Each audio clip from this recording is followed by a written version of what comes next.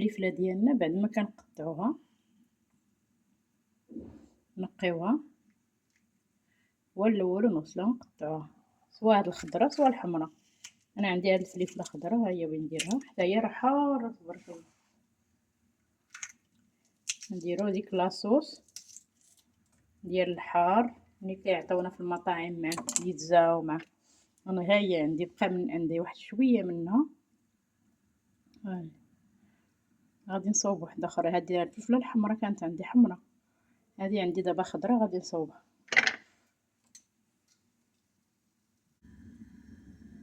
نطلقوا على البوطه ديالنا بشويه، بوطه رهيفه. قداش ليا هذه المره البوطه عندي على نار مهيله. كنوضعوا الزيت البلديه، ها هي ان هذاك الماء غادي ينشف، غيبقى لينا الزيت هو اللي غيبقى لينا.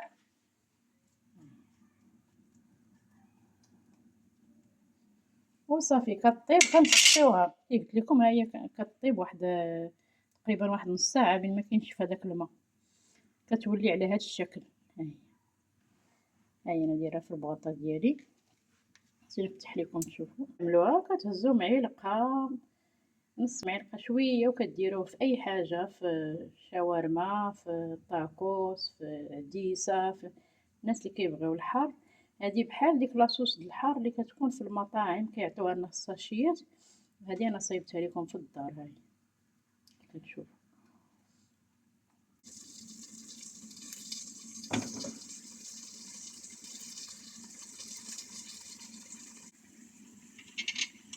بعد ما كتغلى لنا شويه كنضيفوا مليحه، ما تجيناش هذيك هاد المسوسه، كنديروا مليحه باش كتجينا بنينه بالملحه. هي مليحه باش حتى ما كتخسرش لينا مع المده، واخا هي راه سيمانه الانسان كيستهلكها لانها قليله، نسبه قليله.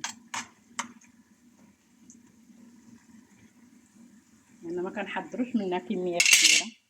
واحد النصيحه، حاولوا ما تقربوش عند هذيك الريحه ديال الحار باش ما تطلعش لكم الصدر ديالكم ولا النيوف ولا العينين، لان كاين اللي كتكون عنده الحساسيه كثيره من ناحيه الحار. انا الصراحه ما كتاثرش عليا، ولكن كاين واحد شويه. حاولوا الوجه ديالكم ما يتقربوش عند المقله، هذا ما كان.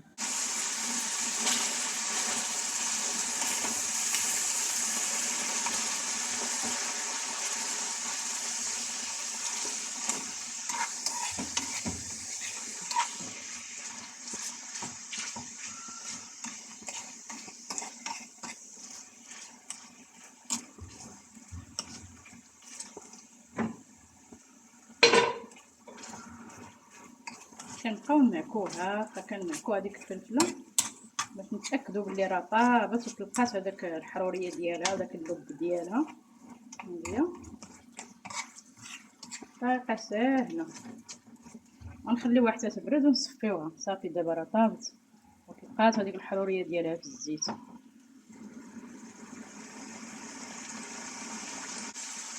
باش نتاكدوا بلي ما بقاش فيها الماء خاصنا نجهزوا على البوطه باش نسمعوا هذاك الزيت كيتشحر مزيان، غنعرفوا راه بان الماء ما بقاش فيها. ها هو كيف كتشوفوا.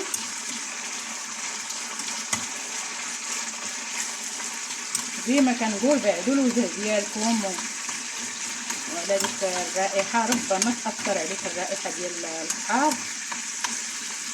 كاين العيالات اللي كتكون عندهم حساسيه منها او حتى الرجال.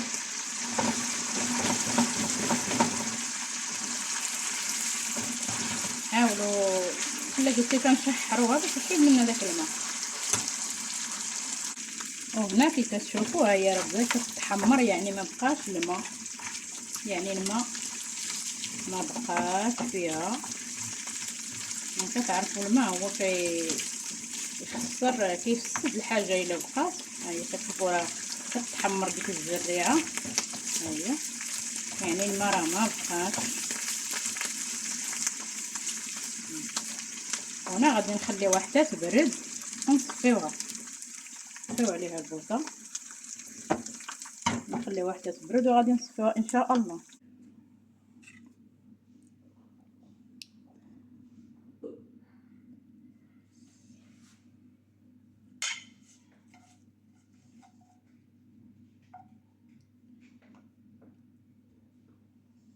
هنا غادي نصفيو هذيك الزيت ديالنا بعد ما بردات كي كتشوفوا. هي كنعصرو مزيان هذيك الفليفله باش تعطينا ديك الحروريه.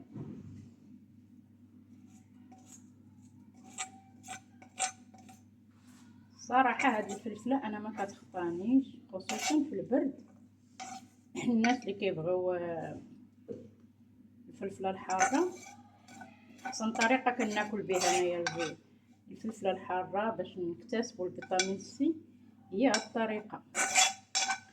ان كي قلت لكم ما كتحتاجش ديرها في الطاجين تحرر لك، لان كيكون شي واحد ما كيبغيش الحار ولا عنده حساسيه ولا ممنوع عليه. بهذه الطريقه كتوجدها هكا، يعني كتبقى تستهلكها بطريقه شخصيه.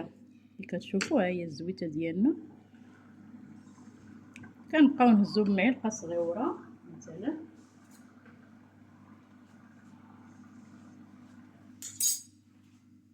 وانا نجيب معلقه مثلا، معلقه صغيره ها هي، كنهز واحد الكميه اللي هي قليله، كنهز واحد الكميه اللي قليله بالمعلقه وكنديرها في الشلاضه ديالي ولا في البيتزا ديالي ولا اي حاجه كتبغي تستهلكها كيعجبك الحار. كنحط هاد البواطه مع الاكل. اللي بغى الحار كيديرو، اللي ما بغاش من الاحسن ما نديرش انا شي خلطه ولا شي ماكله اللي فيها الحار الجميع، لان كي كتعرفوا كي قلت لكم واحد كيبغي الحار واحد ما كيبغيش، واحد كيضرو واحد. هذه هي الطريقه اللي كندير بها انا الحار باش نستهلكوا الفيتامين سي. نتمنى يعجبكم الفيديو. صافي بالنسبه هاد اللي بقى لينا كنرميه. انا الصراحه ما عنديش فيه استعمال اخر بالنسبه لداكشي اللي بقى، راه كنرميه. يعني ما كتشوفوا داكشي اللي صايبت شحال خرجت منه، ها هو خرجت منه داك اللي شاط عليا. وانتم تشوفوا الزيت شحال اللي عطاتني. هذه راه غتجلس عندي حتى شهر الا بغيت، الا ما استهلكوهاش ماني الدار راه غتجلس عندي مده. يعني كي قلت لكم لان كتهز واحد شويه شويه في المعلقه الصغيره، كترش بيه ديك الوجبه ديالك، كتستمتع بالمذاق ديال الحار. وكذلك عديسه شويه اللوبيا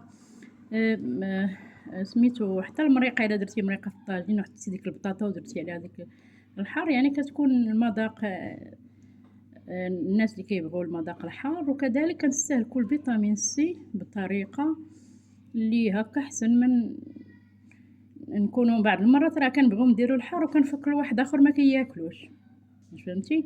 وكنتحرموا حتى حنا من هذاك الحار، من داك الفيتامين سي اللي هو غني موجود في الفلفله الحاره. نتمنى يعجبكم هذا الفيديو، تبارطاجيوه مع الناس ديالكم، ونتمنىكم تدعموني دائما. وشكرا لكم على المتابعه.